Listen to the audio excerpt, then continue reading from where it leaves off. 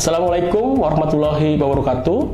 Salam sejahtera, Om Swastiastu, Namo Buddhaya, Salam Kebajikan, Rahayu. Perkenalkan, saya Dr. Somadi SE MMMTME, dosen di program studi Administrasi Bisnis Fakultas Ilmu Sosial dan Bisnis Universitas Wanita Internasional. Dalam video ini, saya akan mempresentasikan pengajaran saya pada mata kuliah internasional bisnis model dengan kode mata kuliah AB 13335 dan bobot SKS sebanyak 3 SKS. Video ini bermaksud untuk memenuhi persyaratan PDDD UKT PT bidang pengajaran sertifikasi dosen tahun 2026 dengan fokus pada unsur delivery, interaction, dan assessment atau DIE. Adapun deskripsi mata kuliah internasional bisnis model, yaitu di mana mata kuliah internasional bisnis model membahas konsep, karakteristik, komponen, dan perkembangan berbagai model bisnis dalam kegiatan bisnis internasional yang meliputi sektor perdagangan, transportasi, logistik, dan kemitraan bisnis global, di mana nanti diharapkan mahasiswa yang mempelajari mata kuliah ini dapat menerapkan bisnis analisis yang terfokus kepada studi kasus, diskusi ataupun proyek untuk menghasilkan analisis evaluasi serta rekomendasi pengembangan model bisnis internasional. Tujuan mata kuliah ini membekali mahasiswa dengan kemampuan untuk memahami, menganalisis, mengevaluasi, dan merancang strategi bagi model bisnis internasional yang secara sistematis, logis, kritis, dan ilmiah. Berdasarkan RPS ataupun rencana pembelajaran semester, terdapat beberapa sub CPMK. CPMK sendiri adalah capaian pembelajaran mata kuliah yang menjadi fokus pada mata kuliah ini. Berdasarkan RPS ataupun rencana pembelajaran semester, terdapat beberapa sub CPMK. CPMK sendiri adalah capaian pembelajaran mata kuliah yang menjadi fokus pada mata kuliah ini. Adapun sub CPMK pada mata kuliah ini adalah sebagai berikut.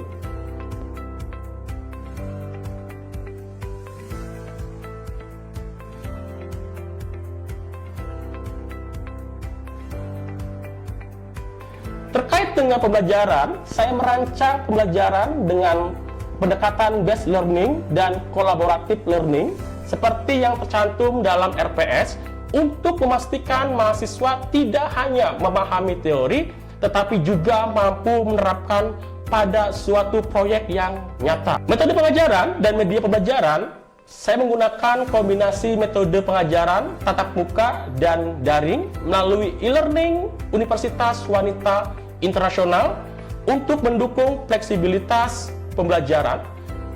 Saya menggunakan pendekatan delivery, interaction, dan assessment. Untuk delivery, saya menyampaikan materi dengan presentasi yang aktif, menggunakan slide PowerPoint yang dirancang semenarik mungkin, yang berbasis teori dan juga studi kasus tentang model bisnis internasional dan pemecahan masalahnya.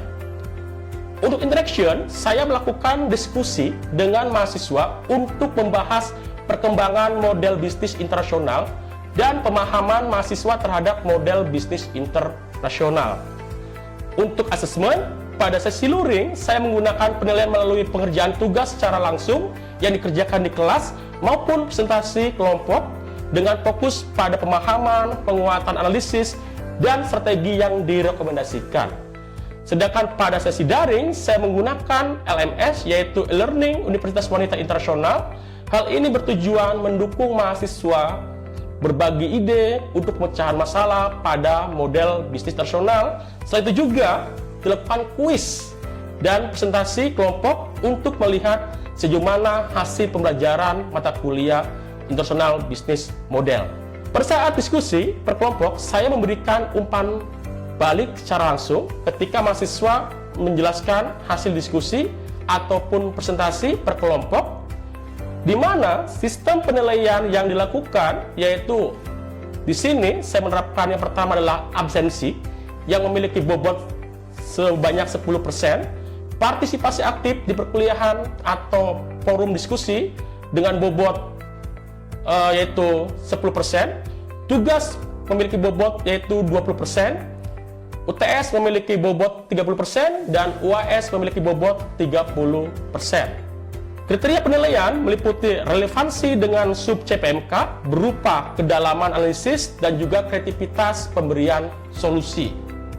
Untuk hasil, penilaian ini memastikan mahasiswa mencapai sub CPMK yang ditargetkan dengan rata-rata nilai akhir mahasiswa adalah 85/100. Untuk mengikuti UTS dan UAS, mahasiswa harus memenuhi syarat yakni kehadiran minimal 80%. Selamat pagi teman-teman semuanya. Bagaimana kabar hari ini? Alhamdulillah sehat ya. Semoga teman-teman selalu sehat dan selalu dilancarkan dalam aktivitasnya. Baik teman-teman, sebelum kita memulai perkuliahan, alangkah baiknya kita berdoa terlebih dahulu sesuai dengan ajaran masing-masing. Untuk berdoa, mulai.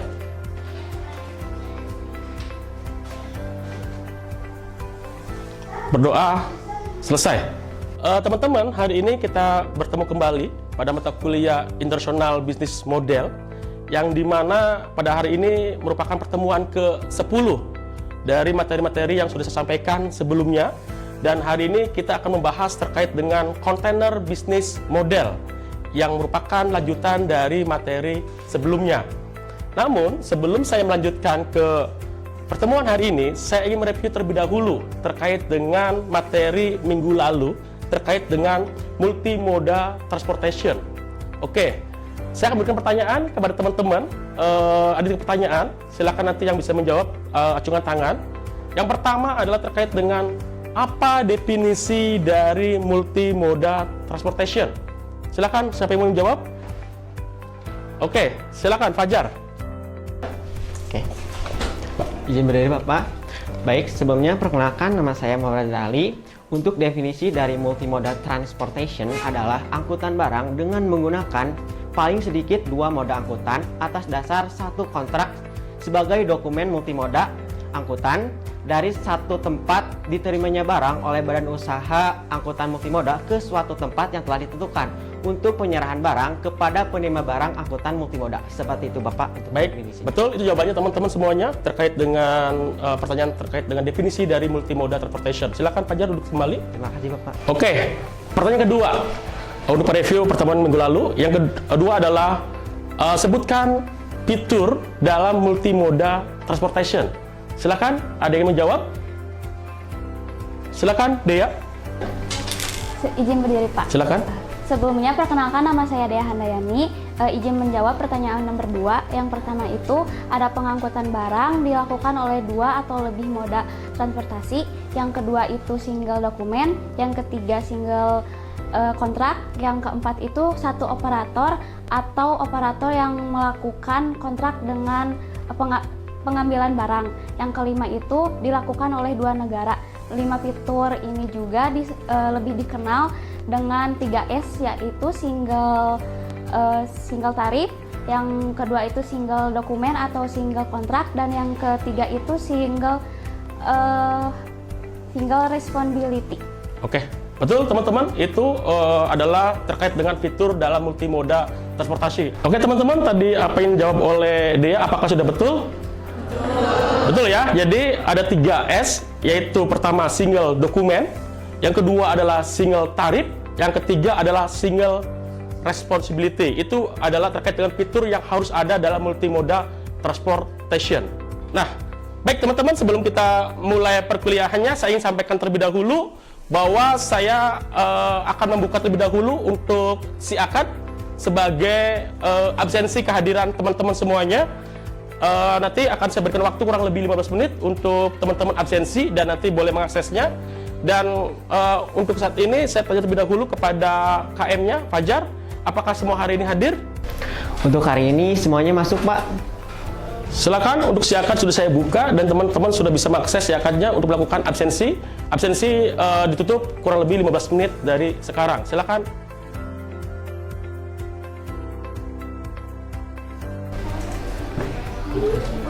Baik teman-teman, tadi sudah saya sampaikan itu adalah hasil evaluasi dari pertemuan sebelumnya tentang multimoda transportation, dan tadi Andi sudah menjawab terkait dengan tanggung jawab dari badan usaha multimoda transportation adalah yaitu salah satunya penyediaan kontainer. Jadi hari ini kita akan membahas terkait dengan kontainer bisnis model, yang dimana teman-teman capaian pertemuan pada ke-10 ini adalah nanti diharapkan mahasiswa mampu mengevaluasi kontainer bisnis model serta menganalisis fungsi kontainer dan strategi pengelolaan pada perusahaan penyewaan kontainer. Itu adalah kemampuan yang diharapkan dari pertemuan hari ini, yang nantinya dari sub CPMK tersebut nanti mahasiswa diharapkan dapat memahami dan menjelaskan mengenai kontainer bisnis model.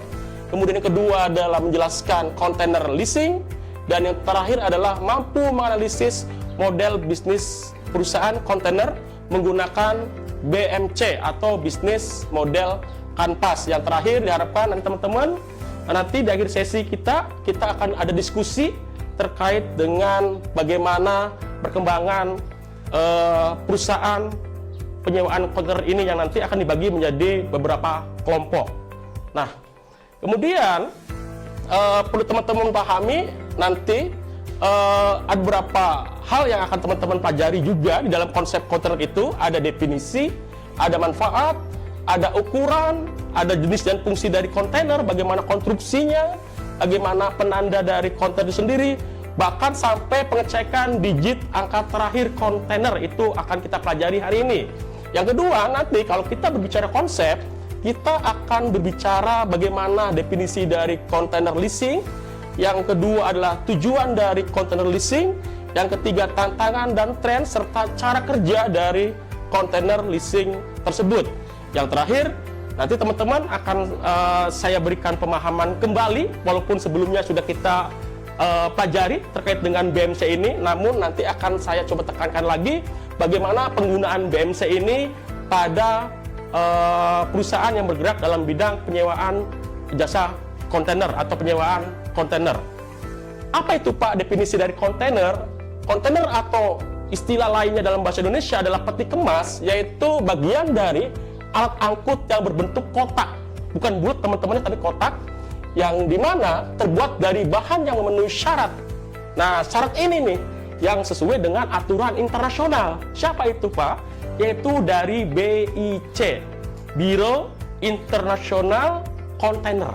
Itu adalah pihak yang mengeluarkan terkait dengan sertifikasi kontainer tersebut, dan juga terkait dengan aturan-aturan yang terbuat dari apa untuk bahan-bahannya, itu semua sudah diatur oleh aturan internasional seperti itu, yang dimana bersifat permanen dan dapat dipakai berulang-ulang. Artinya bahwa tidak cuma sekali tapi bisa berulang kali.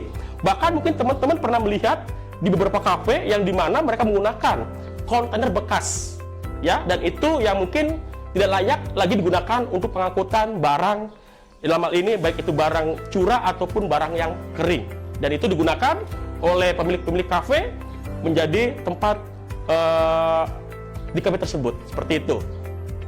Kemudian juga tentunya di sini ketika kita menggunakan kontainer akan memudahkan dalam pengangkutan, ya, dan nantinya tentunya kita akan memudahkan pengangkutan dan itu akan mempercepat dalam proses distribusi barang, seperti itu. Makanya ada 4 manfaat dari kontainer, yaitu memudahkan proses pengiriman, waktu yang sangat efisien, kondisi keamanan yang tentunya terjamin. Kenapa? Karena kalau barang itu ada dalam kontainer, maka barang itu sangat kecil sekali akan mendapatkan kerusakan, kecuali tanda petik salah dalam hal pengepakan. Kalau salah mengepak, maka barang yang ada di dalam kontainer itu akan jatuh ketika diangkut oleh kren. Seperti itu. Makanya buat teman-teman nanti di pertemuan-pertemuan berikutnya kita akan membahas bagaimana cara untuk mengepak barang agar sesuai dengan aturan dan bagaimana kondisi yang ada di dalam kontainer yang sesuaikan dengan kondisi barang, seperti itu. Kemudian yang terakhir dapat mengurangi biaya-biaya yang timbul dalam pengiriman. Teman-teman tahu sendiri, kalau kita hanya parsial pengirimannya, maka tentunya akan menghambat dalam hal pertama pembongkaran, yang kedua juga dapat menyebabkan biaya-biaya yang timbul, seperti contohnya misalnya teman-teman mau mengirimkan ke Australia atau ke Malaysia, tapi pengirimannya itu hanya terbatas misalkan 20 kilo, 30 kilo, jadi hanya parsial. Coba bayangkan kalau kita menggunakan kontainer ini, maka akan lebih cepat pengirimannya dan mungkin itu akan lebih murah. Dan nanti kita akan menggunakan prinsip konsolidasi pada materi berikutnya. Kita membahas bagaimana peran konsolidator untuk mengumpulkan parti-parti kecil menjadi satu kontainer, dan itu kita bahas di pertemuan ke 11 seperti itu.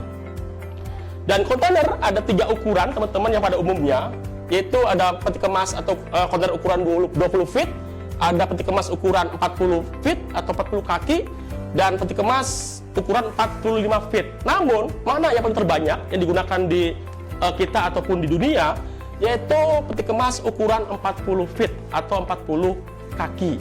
Dan kalau kita hitung sebenarnya itu akan lebih murah menggunakan 40 feet biasanya. Sementara itu, untuk yang 45 feet itu kalau saya lihat di lapangan itu masih sangat jarang sekali terjadi di Indonesia khususnya seperti itu. Dan ini adalah ukuran-ukuran yang sudah pasti di dalam kontainer itu. Jadi kalau nanti teman-teman mengukur si kontainer, pasti jumlah itu pasti segitu. Tidak ada yang berubah.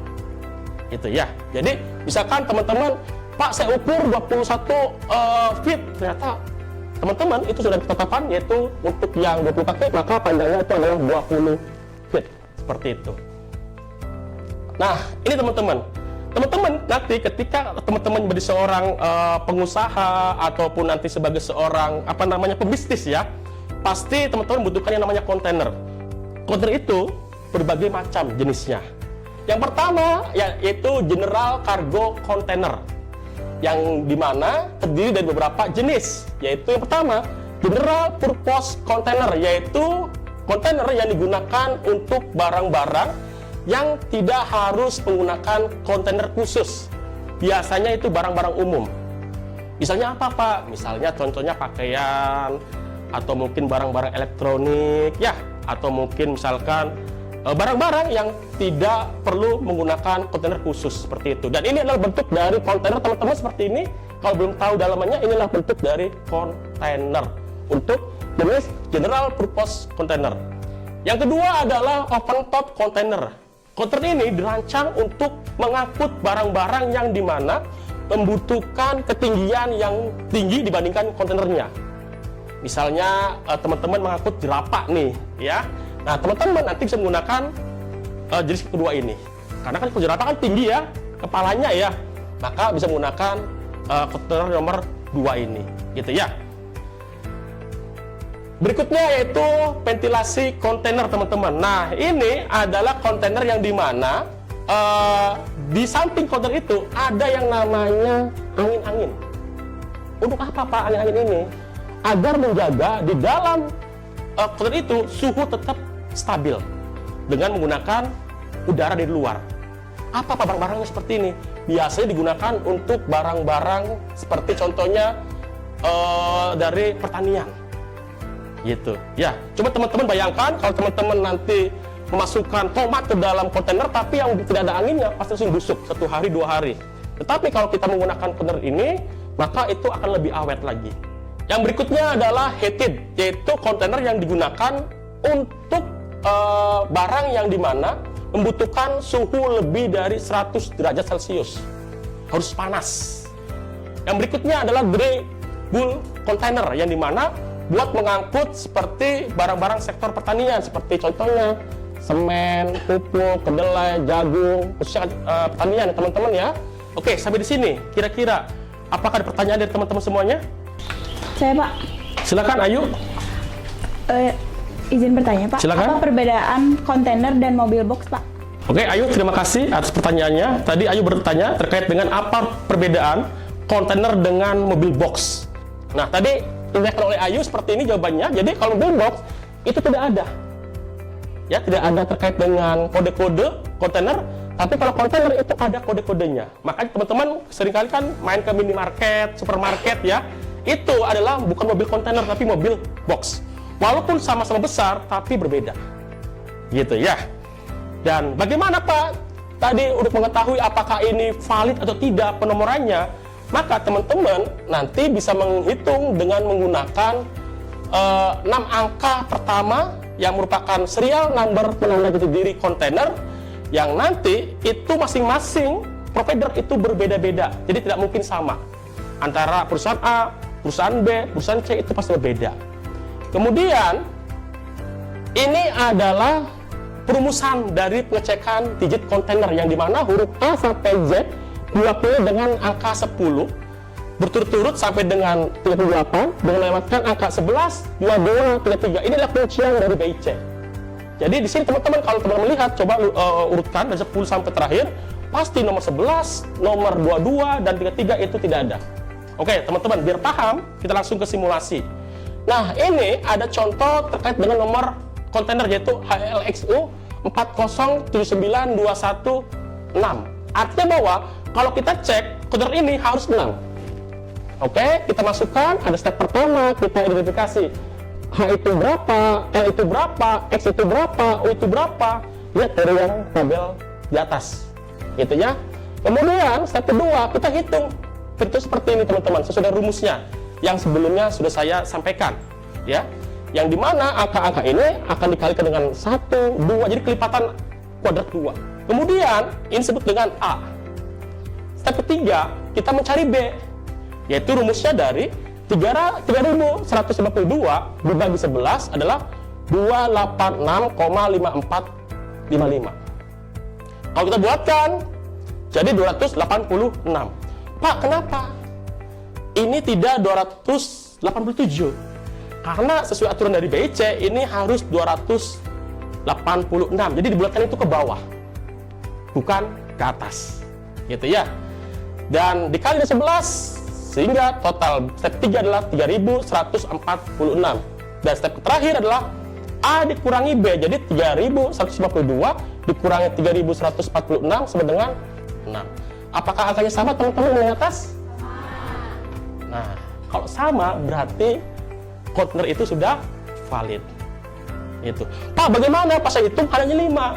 Berarti pertama, kesalahannya itu ada dalam perhitungan dari teman-teman. Yang kedua, kesalahan dari sisi penomoran kontainer.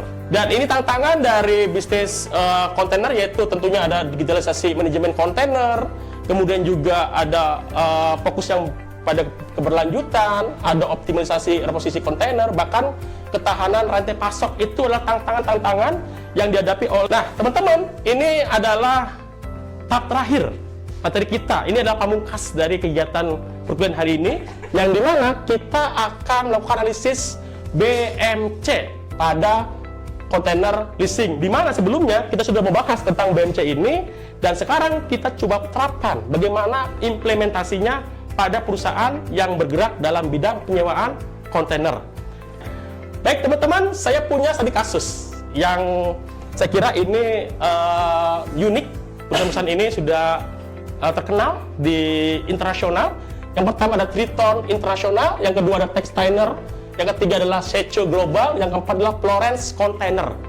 Di mana teman-teman nanti saya minta teman-teman terbagi menjadi beberapa kelompok, karena di sini ada 4. Jadi dari mahasiswa yang hadir hari ini akan dibagi menjadi 4 kelompok, ya. Berarti silakan dibagi sendiri kelompoknya menjadi 4 kelompok.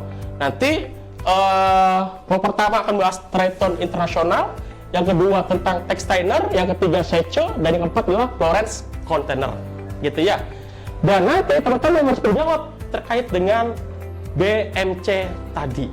Bagaimana teman-teman? Apa kelompoknya sudah terbentuk? Sudah. Oke. Jadi nanti kelompok pertama akan membahas terkait dengan Triton Internasional, ya.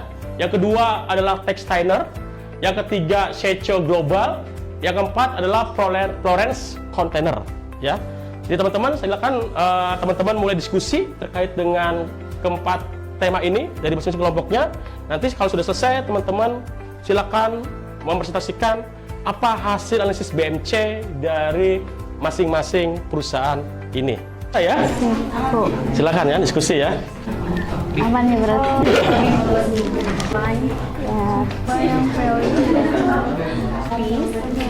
Kan kemarin sudah kita pelajari SWOT-nya. Jadi kalau teman-teman nanti skripsi bisa kombinasikan BMC dengan SWOT Pak, strategi dari permasalahan di dalam BM. Baik teman-teman, saya kira sudah selesai ya, karena waktunya sudah habis. Untuk itu saya akan meminta perwakilan dari masing-masing kelompok untuk menjelaskan hasilnya. Kira-kira siapa yang bersedia untuk menjelaskan hasilnya? Silakan. Silakan Ayu berdiri untuk menjelaskan. Baik Bapak, terima kasih atas kesempatannya. Nah, setelah kami mengkaji dari beberapa sumber dari internet untuk bisnis model Canvas tentang textainer, yang pertama itu ada KI Partner, yaitu terdiri dari pabrik kontainer, shipping line, depot, surveyor, dan bank. Yang kedua ada KI Activities, yang pertama itu ada leasing kontainer, pembelian aset, inspeksi, perawatan, penjualan kontainer bekas. Yang ketiga ada value proposition, yaitu armada kontainer berkualitas tinggi, fleksibilitas kontrak, ketersediaan global, efisiensi biaya pelanggan. Yang keempat ada customer relationship, yaitu hubungan jangka panjang, layanan pelanggan, serta kontrak fleksibel. Yang kelima ada customer segment, terdiri dari shipping line internasional, layanan pelanggan, dan kontrak fleksibel. Yang keenam ada care research, yaitu armada kontainer, jaringan depot, SDM profesional, serta sistem digital. Sekian, Bapak. Baik, Terima kasih. Ayu, jangan dulu duduk. Saya ingin bertanya, mungkin nanti boleh teman-teman juga menjawab. Mengapa kalau saya lihat tadi itu textainer ini menyewakan berbagai jenis kontainer ya? Betul, Bapak. Oke, itu kenapa bisa menyewakan berbagai jenis kontainer? Apa yang menyebabkan dia mau menyewakan berbagai jenis kontainer tersebut? Izin, Sa. Silakan. Izin menjawab, saya Alin, perwakilan dari kelompok saya terkait pertanyaan Bapak, yaitu mengapa textainer ini menawarkan beberapa jenis kontrak leasing. Jawabannya yang ke satu itu untuk memenuhi kebutuhan pelanggan yang berbeda-beda, yang kedua untuk memberikan fleksibilitas penggunaan kontainer, dan yang ketiga untuk meningkatkan tingkat utilitas aset, dan yang terakhir itu untuk memperluas peluang memperoleh pendapatannya, Pak. Baik, terima kasih. Silakan duduk kembali. Baik teman-teman, saya kira itu untuk hasil diskusi kelompok pada hari ini. Untuk selanjutnya kita akan masuk kepada tugas individu. Apakah ada pertanyaan dari teman-teman mahasiswa terkait dengan materi hari ini? Silakan cuci tangan, yang bertanya. Silakan Revi. Ya, baik. Terima kasih Bapak. Sebelumnya perkenalkan, nama saya Raffi Aprilia. Di sini saya akan menanyakan 4 poin sekaligus. Yang pertama adalah kenapa ukuran kontainer 45 feet jarang digunakan di Indonesia? Apakah karena volume ekspor di Indonesia itu lebih sedikit daripada volume ekspor negara lain? Lalu yang kedua adalah kenapa untuk penomoran kontainer khususnya di bagian angkanya melewatkan angka 11, 22, dan 33. Lalu yang ketiga, kenapa untuk mengalihkannya dikalikan dengan kelipatan 2 kuadrat seperti 1 kuadrat, 2 kuadrat, dan 3 kuadrat, yang mana hasilnya ada 8. Lalu yang keempat adalah kenapa ketika semuanya sudah dikalikan dan dijumlahkan selalu dibagi 11. Terima kasih. Baik, Revi, tadi pertanyaan sangat baik sekali dan sangat bagus, dan mungkin saya kira bisa mewakili teman-teman semuanya terkait dengan pengangkaan tadi.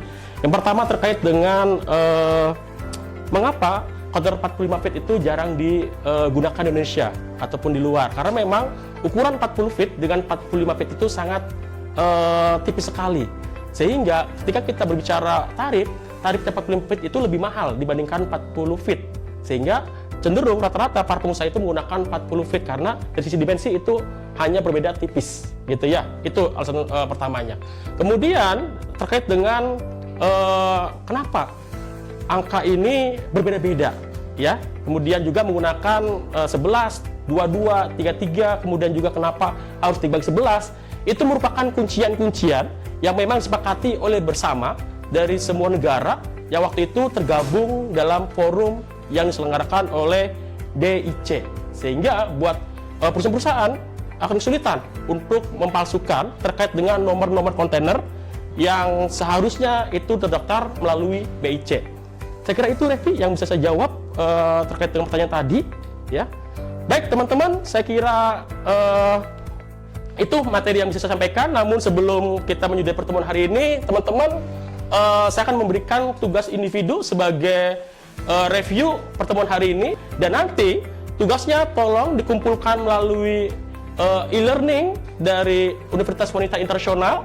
Dan di sini teman-teman sudah saya buka e-learningnya, dan teman-teman sudah bisa mengaksesnya untuk pengumpulannya. Dan seperti biasa yang saya sampaikan sebelumnya, waktunya itu selama 1 minggu. Baik teman-teman, saya kira itu materi di hari ini. Sebelum saya tutup pertemuan hari ini, marilah kita membaca doa terlebih dahulu, ya, karena kita sudah selesai materi hari ini. Kepada teman-teman, silakan berdoa sesuai dengan kepercayaan masing-masing. Berdoa dimulai. Berdoa selesai. Hasil dan refleksi dari pengajaran ini, saya berhasil menciptakan pengalaman belajar yang relevan sesuai dengan kebutuhan bisnis internasional saat ini. Video ini mencerminkan komitmen saya terhadap tridharma perguruan tinggi, khususnya di bidang pengajaran.